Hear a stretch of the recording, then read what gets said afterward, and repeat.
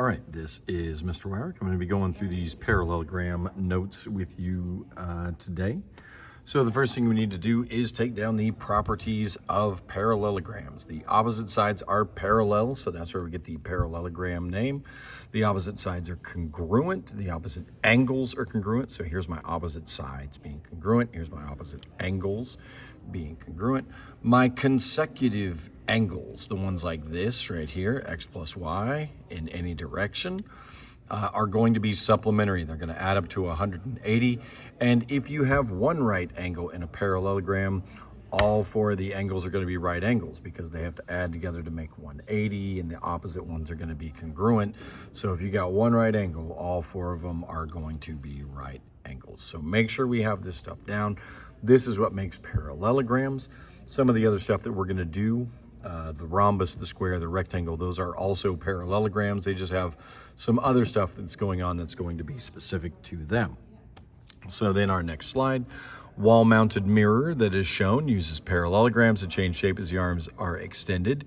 In JKLM, suppose that the measure of angle J is 47, find L and M. Well, L is my opposite angle, so it would also be 47.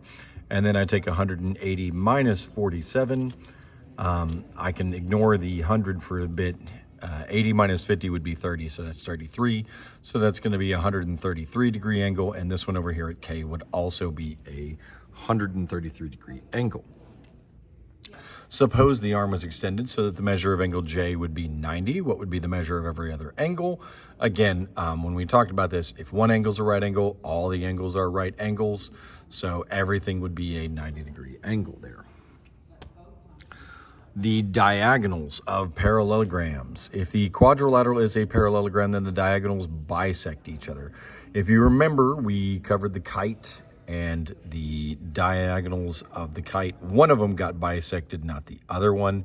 So when it's the parallelogram, the diagonals will both bisect each other. That means here on this picture, AP is going to be congruent to PC, BP is going to be congruent to PD. We don't know the measures yet, but we know they are going to be the same. If a quadrilateral is a parallelogram, then each diagonal separates the parallelogram into two congruent triangles.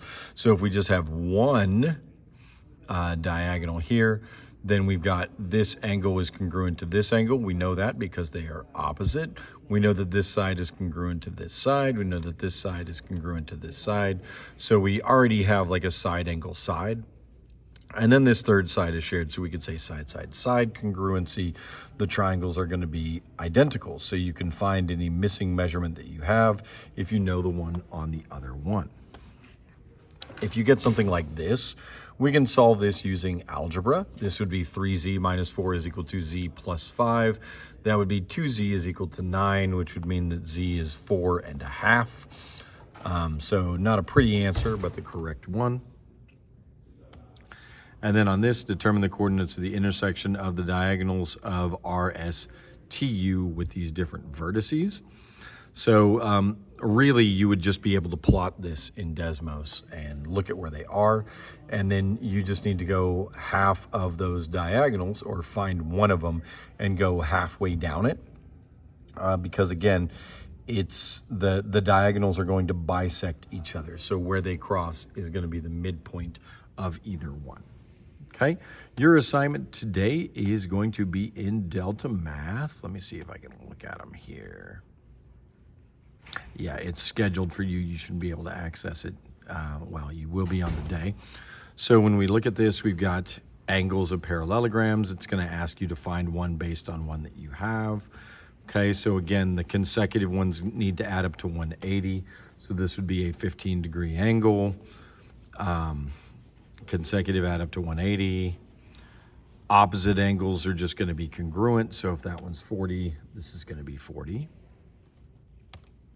Okay, so that's that section, not too big a deal. The diagonals are going to bisect each other in parallelogram JKLM. If LN is 16, find LJ. It gave me half. It wants me to find the whole thing. So if half is 16, the whole thing is 32. Okay, and it's pretty much all going to be this. If FJ is 8, find FH.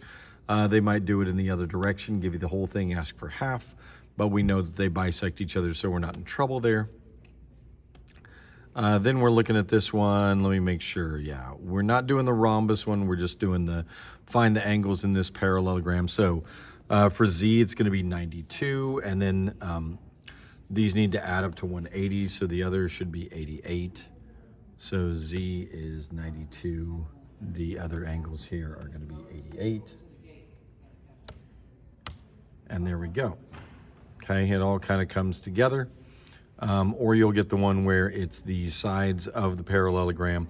Remember, the opposite sides are congruent. So X is going to be 20, Y is going to be 26. And that's all fairly straightforward. Should be not too long of an assignment for you. The rest of it is just some review of some transformations and then getting some trig back there so that you can keep remembering that all the way up to the semester exam.